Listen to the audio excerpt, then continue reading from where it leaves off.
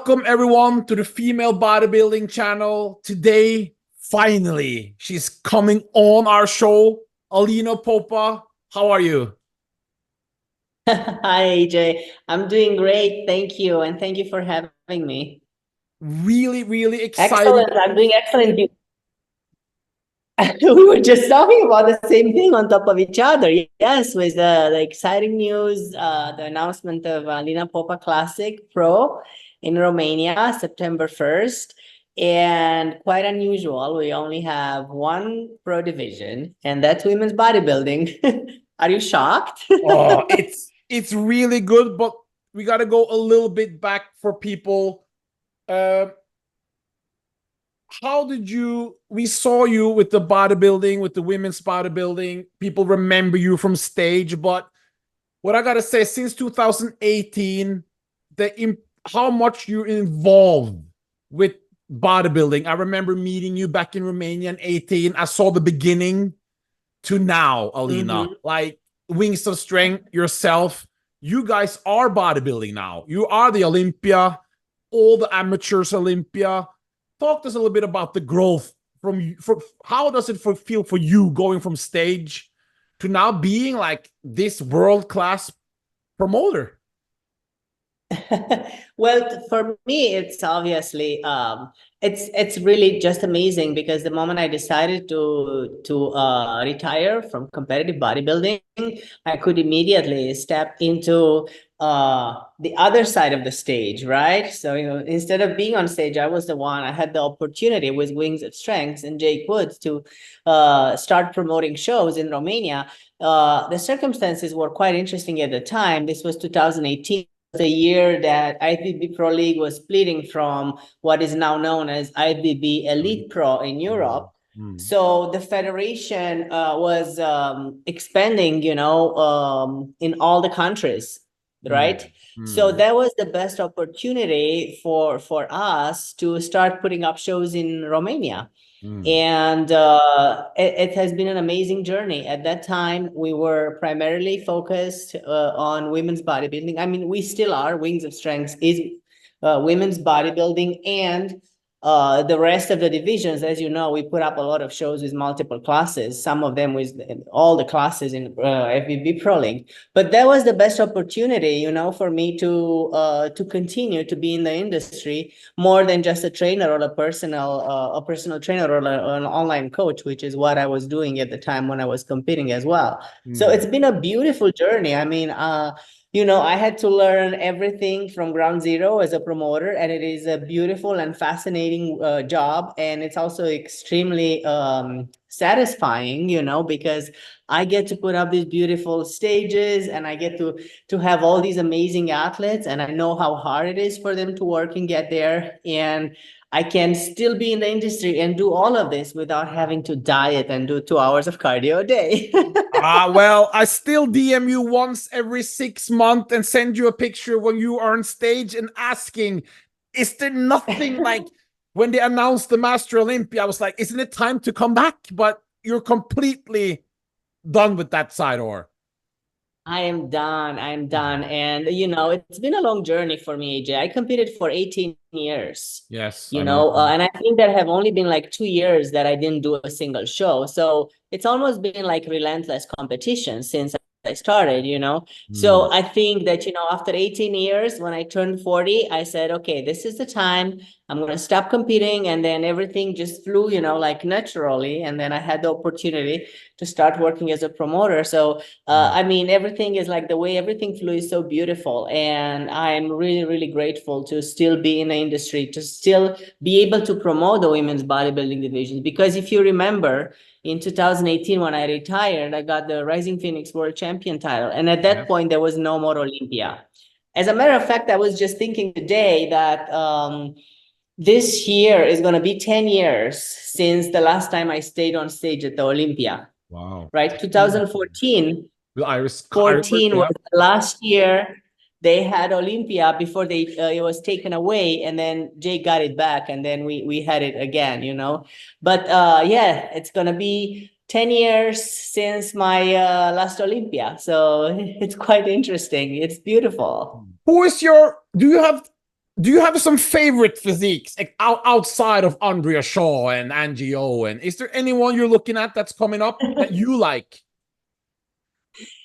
You know, I am really, really liking what I see on the stage right now. I like, as you were saying, of course, I like Andrea. You know, I like a lot of competitor that actually came across in the last few years. You know, I like Chelsea. You know, Chelsea I Dion? like.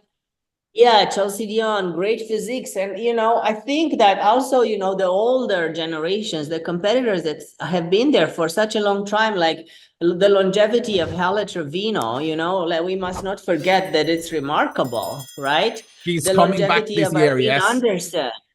I mean, I have so much respect for Irene and how long she's been there, and she stayed there and she did it with grace, never faltering in her position for a second. You know what I mean? So I really love to see all these competitors and all these physiques. And obviously, you know, like my eye is trained for like that V taper, like for the hourglass figure, right? I love to see big V taper, and I love to see big legs, right? And a small waist as much as possible. That's the ideal of bodybuilding criteria anyway, right?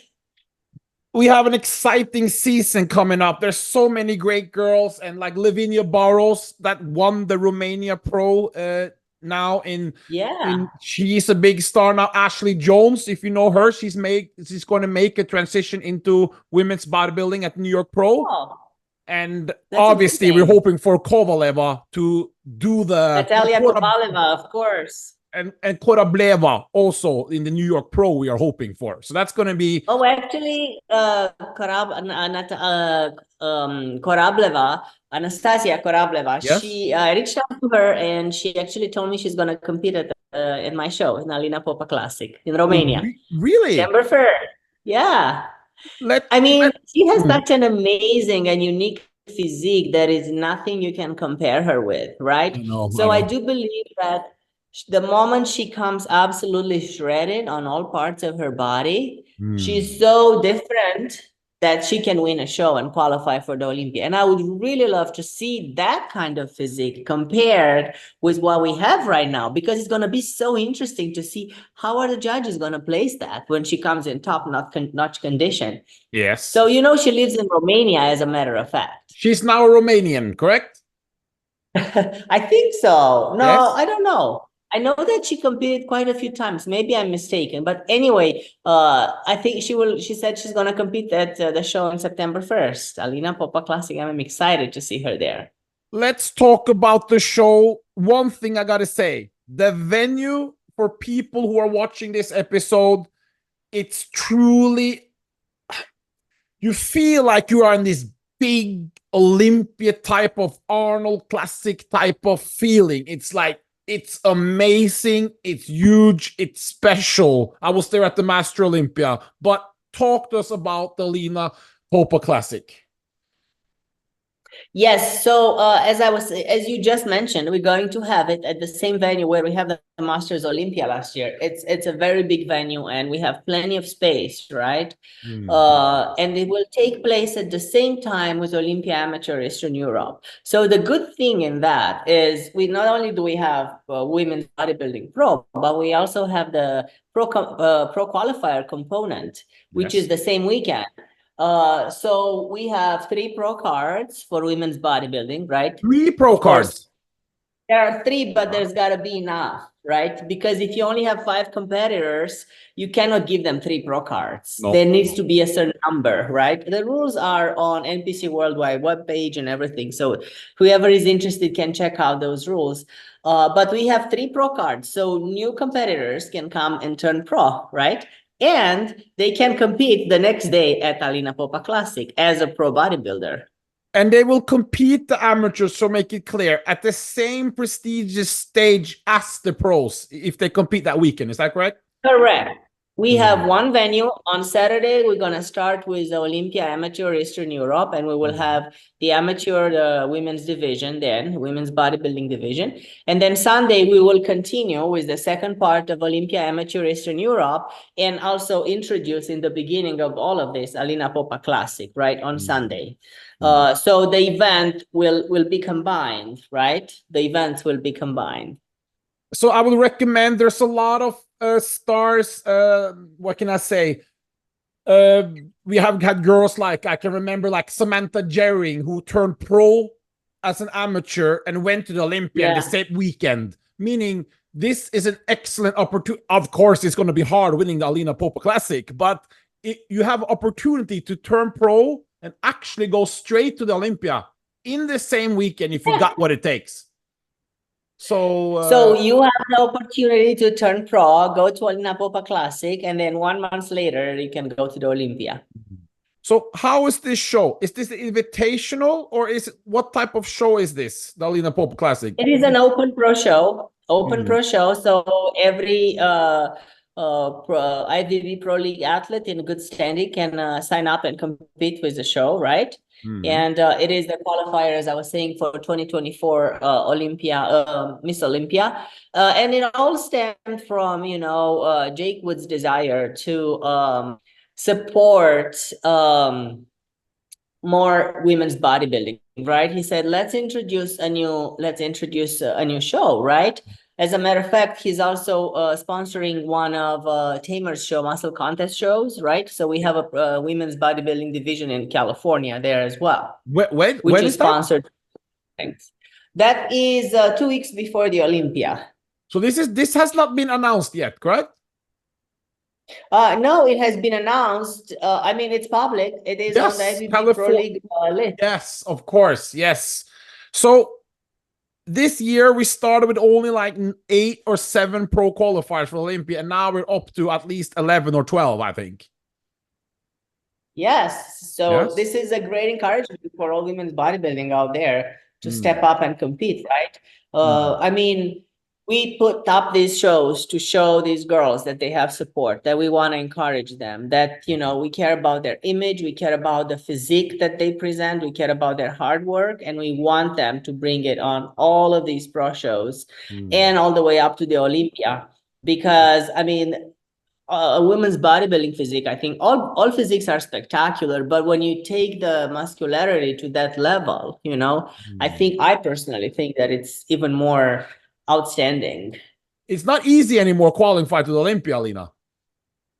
Oh yeah, I totally agree with you. I think there was a time in between these years when there was a time when a lot of physique competitors were crossing over. Yeah. And there was a time when they were actually, from a muscular point of view, they were not ready yet, right? No, correct. Some of them were still like smaller. They didn't have the size that women's bodybuilding deserved, but because they came in more shredded than the women bodybuilding division, then sometimes they were winning shows, right? So there was this time when I didn't necessarily agree with that, but then I also said, like, women bodybuilding, they need to come in leaner, right? Yeah. And I'm not talking about necessarily the, like the peeled paper skin, right? Like thin and extremely, extremely hard. Like, for example, we see like the utmost example for this is Michaela Aycock, right? Her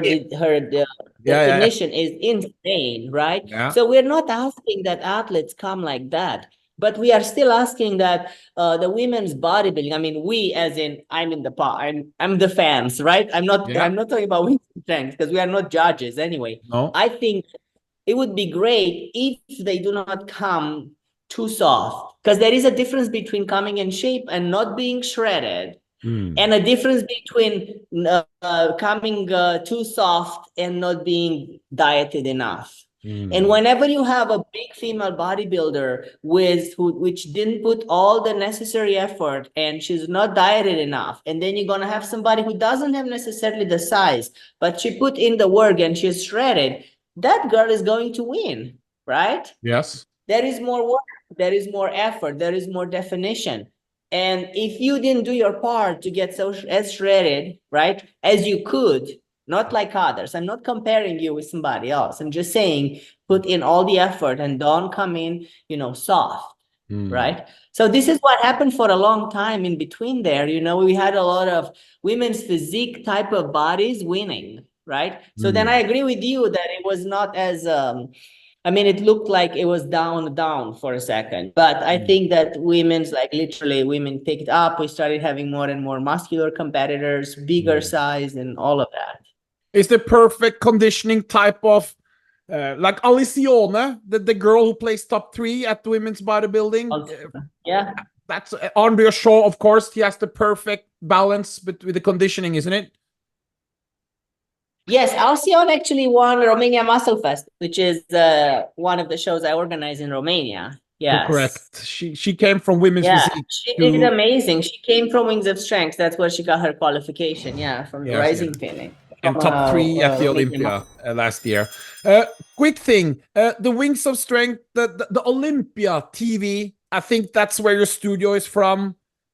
And I gotta say, the most exciting Olympia battle was the Andrea Shaw, Natalia, and Angio.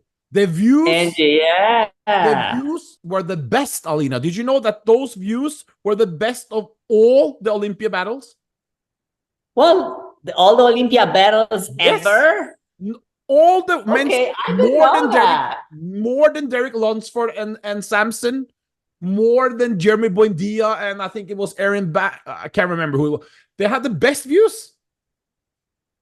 So the conclusion is that we need more of those types of physiques, right? In the industry. When we have big girls in shape training like you guys did, like the lift up, it's not something you see every day. Exactly. So yes, I agree with you. Like the women's bodybuilding physiques are spectacular, right? That's spectacular. So and the athlete and the fans are really fascinated to see the athletes working, you know, training, doing all these things. I think that we capture as much attention as men, you know. Yeah. Last question. The bodybuilding is done. Last question about the Wings of Strength. We saw the ambassador program was there for a long time. Is that something that's coming back, or is that something that... we had that brand ambassador program. One was between, I think, 2018 and maybe 2021. We had it for like 2 or 3 years. And it was not 2022. Yeah, 2022 was the last year. Okay, so yes, that program was designed to jumpstart the division, right? Yeah, we wanted to have a lot of like more athletes coming out, you know, getting themselves exposure, coming in front of, you know, other fans, and just you know, like showing that the division is alive, right? So once it took off, and we realized that how many, you know, new blood was coming and everything was going on, you know, we had to back up, because I mean, let's be serious, this is also a very expensive program, right? Extremely expensive. So we made all these financial sacrifices, and we pushed the division as much as we could, you know, but then we must not forget that we also promote all the other shows, and everything has to make, you know, financial sense in the end. And once we saw that the division is moving and there are competitors, and there is, you know, like there is a spirit of women's bodybuilding division, then we could lay back a little bit, you know, and allow the division to move on also on itself, right? Because the idea is like when we started it, it was pretty much almost dead. There was no shows, there was no nothing, right? It was completely like dying, barely a handful of competitors. And you know, I mean, I was one of the ones that stayed there on the barricades through those hard years when there was no Olympia, you know, between 2015 and 2019, there were 5 years of no Olympia, and it was hard to be a female bodybuilder. I mean, thank God for Wings of Strength and the Rising Phoenix that gave us prestige and gave us, you know, like a sense of recognition, because you know, it was like, okay, somebody appreciates me, and somebody does all these things for me and sees the value of all the hard work I put into. So that was the role that was played at that time, right? So those were hard times. And now we supported the division for a while, and then, you know, now it's on its own. It's thriving. It's doing great. Promoters are putting back shows. Competitors are showing up everywhere. So it's moving. It's moving great. I think for the modern day competitors that just came in, or people that started follow women's bodybuilding just last year or 2 years ago, I don't think they know how much change, how much more opportunities it actually is right now to just like 4 or 5. JB, the co-owner of Female Bodybuilding Channel, he's seen all. He's been following it since he was like 10 years old almost, and like the changes, the positive changes, the opportunities now, and the shows. It's a lot. It's so much better, and it's obviously it's because of Jake Wood and yourself, Wings of Strength. It's remember 2018, and now we can't even compare, can we? We can't even. It's such a big difference. I really hope we on Female Bodybuilding Instagram, we often put this love post about Jake Wood because there's so much. If people only knew how much he's done, and obviously yourself to this, I hope people are thankful, because without him and you, there wouldn't be any. There wouldn't be any women's bodybuilding like it is today. No, you are absolutely right. If it was not for Wings of Strength, women bodybuilding, like in any other, all the other federations, not all, but most of the other federations, women's bodybuilding would be dead, replaced by, women's physique or something. This is what it is, this is the truth in the end of the day. If it was not for Wings of Strength and Jake Wood starting this, it wouldn't have been where we are. And definitely I'm really fortunate, and I'm really lucky that I was in the situation where I could step in and support the division, being a former competitor myself, support the division to its strength, to its vitality, and to continuity. Yeah, you are, what can we say, the perfect example of a competitor that's taken it. You're one of the few female I think Barbara from Italy is another successful female promoter in the pro. I don't think there's many. Yeah, well, I have my colleague Alex Sakasa. She's doing working with you, yes, Rising Phoenix World Championship. So we pride ourselves to being a lot of women in our company, and like wearing these hats, which are mainly worn by men in our industry. But I mean, what is new? I mean, I've been a female bodybuilder, so I'm not intimidated of doing a job that it's not necessarily, I couldn't say that it's not a masculine job, but it's true that it takes a lot of work to organize and plan these events, and be implemented in the industry, right? It's all about how good you know the industry too. What's your proudest moment as a promoter? If you could choose my proudest moment as a promoter. Yeah, it will definitely be as an event that already happened. It would definitely be Masters Olympia, but Alina Popa Classic Pro is going to be my next one. I know that. Will the Master Olympia come back next year?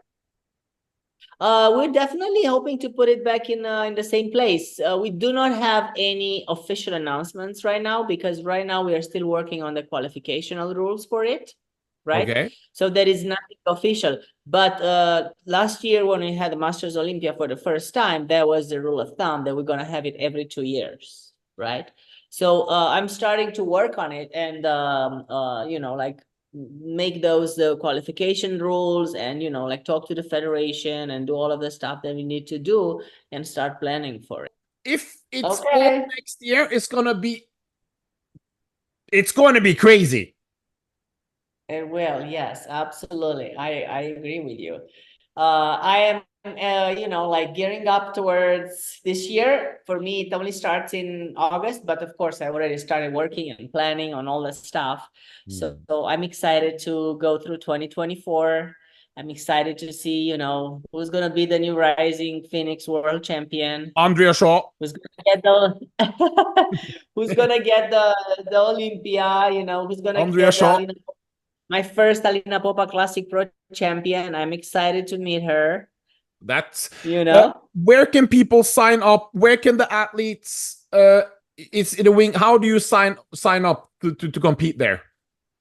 It's the same way as any pro athlete would sign up for any pro show that they want to do. They have to, you know, create their membership with IFBB Pro League, and then within their profile there, once they create it and they pay for it, they're going to be able to choose the show that they want to do and When sign would up for it. when would you recommend fans to start booking the hotels to be able to, because this is going to be a huge women's bodybuilding event. So fans for pure women's Definitely. bodybuilding, you don't have to sit through bikini. You can watch straight what you want to see, women's bodybuilding. When should people start booking tickets for hotels to be able to have the, you know, when is it best to plan a vacation like that for fans of women's bodybuilding? I mean, the show is there. We have everything for sure is going to be September 1st. I would recommend we'll have the rooms held till the 1st of August. I would recommend everybody who knows that they want to come to go ahead and book their room by latest May. Okay. Because they do not have a whole lot of rooms. So they're probably going to sell really fast. Okay. Is it the same hotel as the official hotel as the Master Olympia? Yes. So it's right by We the have venue. Radisson Blue. Yes. Same Okay. hotel as last time.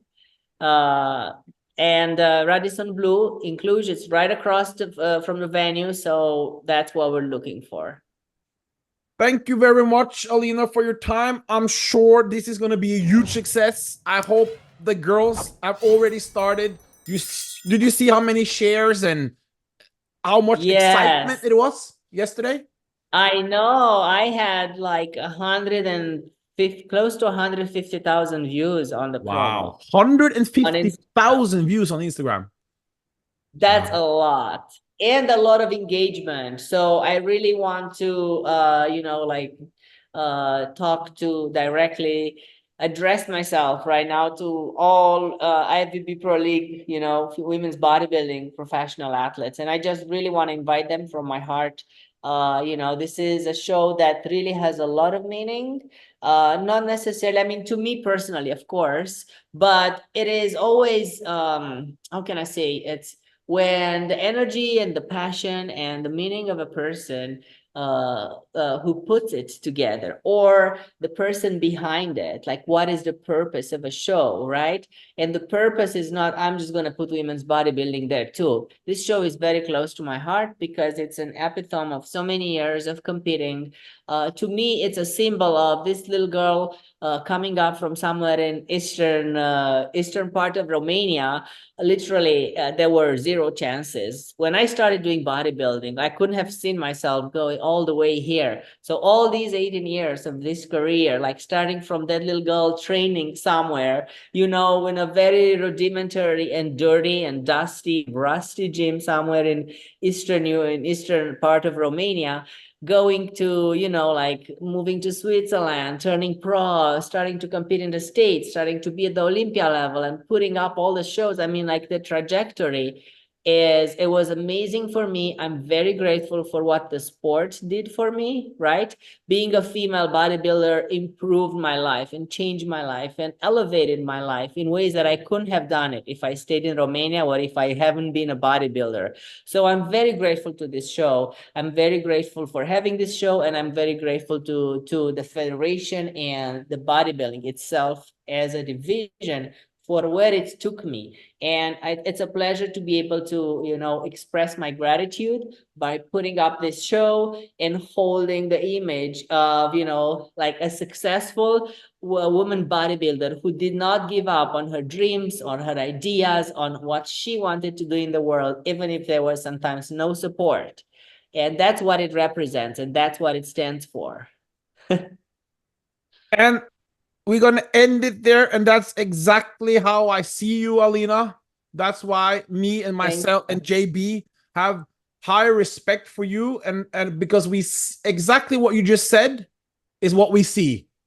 So good luck. And thank you so much. Hope to see you soon. And this is going to be a tremendous show. Alina Popa Classic, 1st of September. And amateur athletes, that's in all divisions: figure, men's physique, bikini, wellness, bodybuilding, obviously, every division, correct? Correct, for Olympia Amateur Eastern Europe, same weekend. Goodbye, and thank you very much for your time. Thank you so much, and I'm waiting to see you all there. Bye-bye. Bye.